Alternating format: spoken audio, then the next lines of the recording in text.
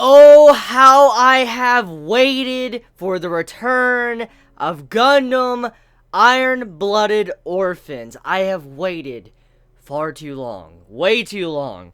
As I stated when I first began Season 1, it was my first Gundam. It was my first time ever watching and sitting down to see a Gundam. And now to see it back.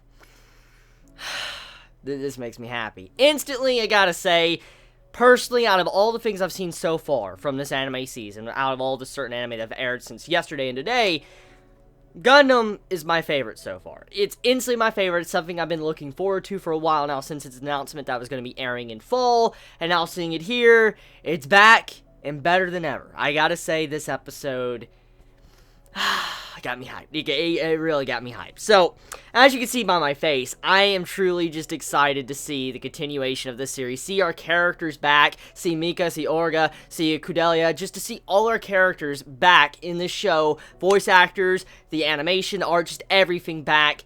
Makes me happy. So let's talk about the episode, okay? So this episode kind of reintroduces, like, majority of the cast. All the cast that are still alive.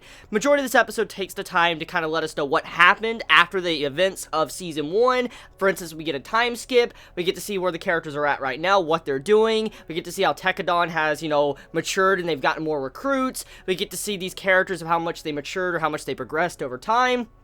I mean, overall, we get to see a lot of good information throughout this episode. So let's talk about the big thing, okay? So after the events of Season 1, the main military government that's been controlling majority of the outer space, Gjallarhorn, they have kind of been exposed. They were exposed for the corruption, and now majority of the populace, they know exactly what Gjallarhorn has been doing, and so now they can't do that shady shit they've been doing in the past like they did throughout Season 1. So they were exposed, and it made it to where their overall power throughout the entire solar system is pretty much fucked. They can't really hold their control and I guess use their police force to be able to control different planets like Mars or somewhere like on Earth or whatever as well as they used to because of what happened in Season 1. So you have it to where there's a bunch of different like terrorist attacks going on throughout the world like we get to see in this episode where a car exploded right next to Tekadon. Now this could mean two things. Either one, someone was targeting Tekadon and trying to hurt them in some way, or this was just a random terrorist attack right before, Tekadon was passing by.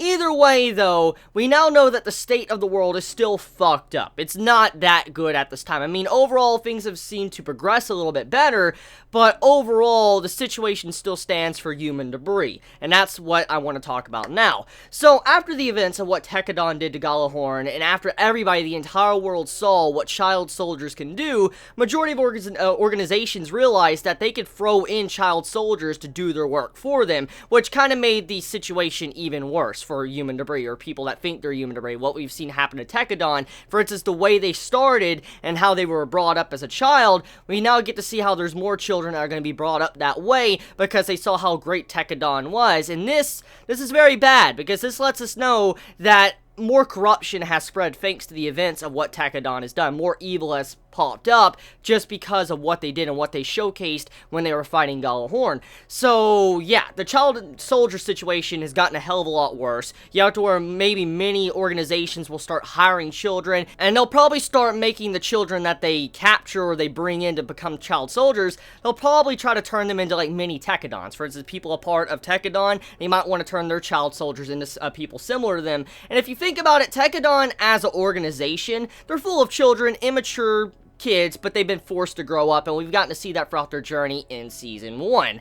And think about this, as an organization, if they wanted to make something similar to Tekadon, there's a lot of reasons why they would want to, because, I mean, look what Tekadon did. They were full of children, child soldiers, but they demolished a huge organization, Gjallarhorn. They exposed its corrupt and, I guess, bad things about its politics, and now everybody knows about it, and they saw how crazy Tekadon was fighting them.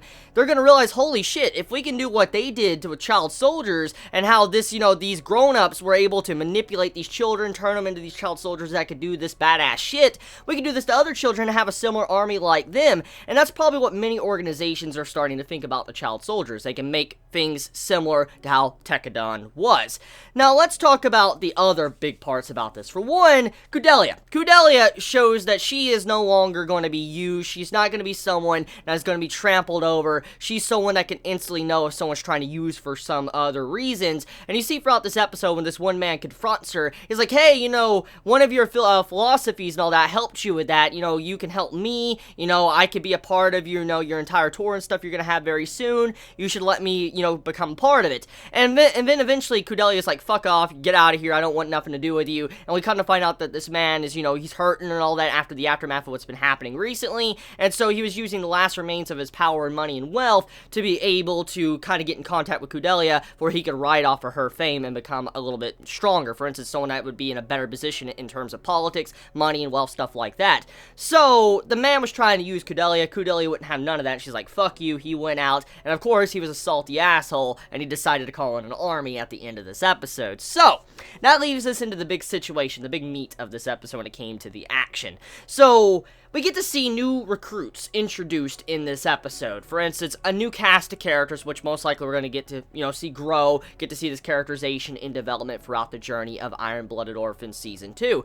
And so far, from all the characters, it seems like they are a good group of characters. Like, I feel like I might grow attached to them, and it'll probably take some time for me to really warm up completely to them like I did with the other characters, like, you know, Mika and Orga and all of them, because they were some really good characters. It'll take time for me to probably warm up to this new cast, but I am looking forward to seeing their interactions with our main cast and how they notice how fucked up Tekkadan is, because, I mean, look, these kids in Tekkadan are ridiculously powerful. I mean, the way they can operate workers, the way they can operate, you know, mobile suits, and the way they can just charge into battle like they do, not many people are willing to do that, not even grown adults. And so seeing these people being a part of Tekkadan now, and they're getting to see, like, how crazy Mika is, I can't wait to see that, you know, interaction between the characters. Speaking of Mika, oh my god, that was so badass, my boy, that was so badass! Like, that was so badass at the end of the episode. Like, you hear the music starting to play, you know, the ending song starting,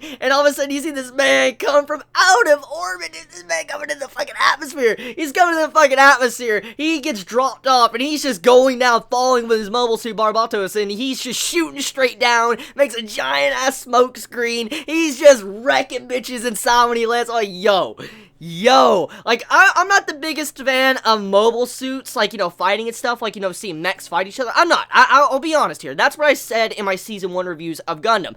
I'm not the biggest fan of seeing mechs fight each other, but I have to say, when it comes to this series alone, I love seeing it. Just seeing Mika go in and kicking some fucking ass. This man just wrecking everyone. I'm like, oh, I missed this. I fucking missed this from the time it didn't air anymore. I missed this so much. So seeing Mika come in and all that, I'm like, yo, our character is back. He's kicking ass.